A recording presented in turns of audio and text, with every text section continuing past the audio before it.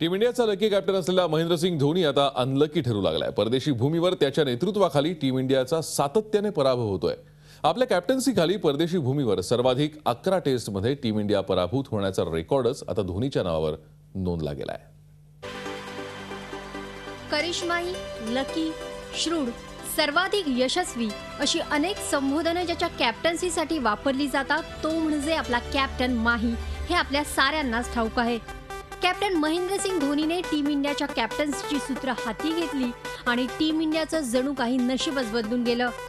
पहिला T20 world cup जिंकून देणाऱ्या धोनीने तब्बल 28 वर्षांनी भारताला वन डे वर्ल्ड कपचं विजेतेपदही पटकावून दिलं।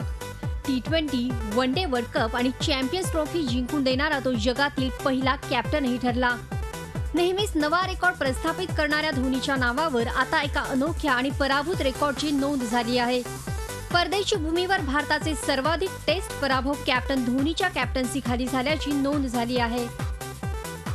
धोनीच्या कॅप्टन्सीखाली परदेशी भूमीवर टीम इंडियाने 11 वेळा पराभवाची चव चाखली आहे। यापूर्वी परदेशी भूमीवर मंसूर अली खान पतौडी, मोहम्मद अझरुद्दीन आणि सौरव गांगुलीच्या कॅप्टन्सीखाली प्रत्येकी 10 पराभव झाले होते, तर बिशन सिंग बेदी यांच्या नेतृत्वाखाली परदेशात 8 टेस्टमध्ये अपयश आलं होतं।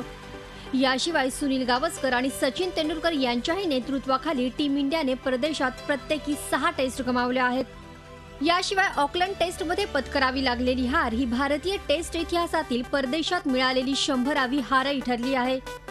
धोनीची ही खराब कामगिरी अशीच राहिली आणि त्याने आता जर परदेशी भूमीवर अजून 6 टेस्ट गमावल्या तर परदेशी भूमीवरील जगातील सर्वाधिक अपयशी कॅप्टन अशी नोंद त्याच्या नावावर होऊ शकते। कारण परदेशी भूमीवर आपल्या कॅप्टन्सीखाली सर्वाधिक 16 टेस्ट गमावणाऱ्यांमध्ये न्यूझीलंडचा माजी कॅप्टन स्टीफन फ्लेमिंग आणि वेस्ट इंडिजचा माजी कॅप्टन ब्रायन लारा यांचा समावेश आहे। त्यामुळे धोनीचा करिश्मा आता कमी होऊ लागला असून त्याच्या करिअरमधील हा टर्निंग पॉइंट ठरण्याची शक्यता वर्तवण्यात येत आहे। Bureau report, Zee media, Mumbai. Zee 24 तास रहा एक पाऊल पुढे।